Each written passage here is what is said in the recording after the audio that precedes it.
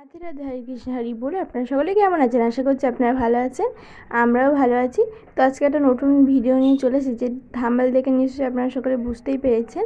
তো আজকে আমরা বানাবো নৃসিংহদেবের প্রিয় পনকম। তো আজকে হচ্ছে নৃসিংহ পূজা, তো এখানে আমি বানিয়ে নিচ্ছি এখন পনকম। সবার প্রথমেই আমি চিনির জল আর হচ্ছে তেঁতুলের জল ভিজিয়ে নিয়েছিলাম। এখন তেঁতুলটা ছেঁকে চিনির জলের মধ্যে দিয়ে দিলাম, ভালো করে নেড়ে নিচ্ছি।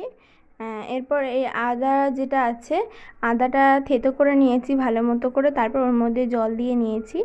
এই যে এবার এইটাও আমরা ছেঁকে নেব। তো এখানে আমরা এখন ছেঁকে নিচ্ছি আদার জলটা। আর এবার আমরা সমস্ত কিছু উপকরণগুলোকে একসঙ্গে মিক্স করতে থাকবো ভালো করে। তো এখানে এখন মিক্স করা হচ্ছে উপকরণগুলো। এটা হচ্ছে আমাদের নৃসিংহদেবের সবচেয়ে প্রিয় ভোজনের মধ্যে একটা পনকম। তো এবার আমি নুন দিয়ে দিচ্ছি। এরপরে এখন দিয়ে দিচ্ছি একটুখানি কর্পূর দিলে একটা সুন্দর গন্ধ ছাড়ে, তাই জন্য কর্পূরটা দেওয়া হয়। এখানে আমাদের ভোজন তৈরি হয়ে গেছে। এই যে এটা হচ্ছে নৃসিংহদেবের জন্য, আর একটা হচ্ছে আমার গোপাল ভাইদের জন্য।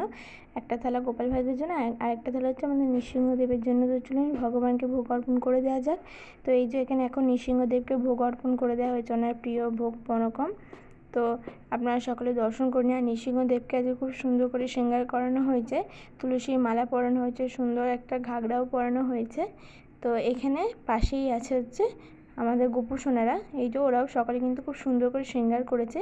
ওদের শৃঙ্গার কেমন হয়েছে অবশ্যই কমেন্ট করে বলবেন। আর এখানে আমি এখন আরতি করে নিচ্ছি।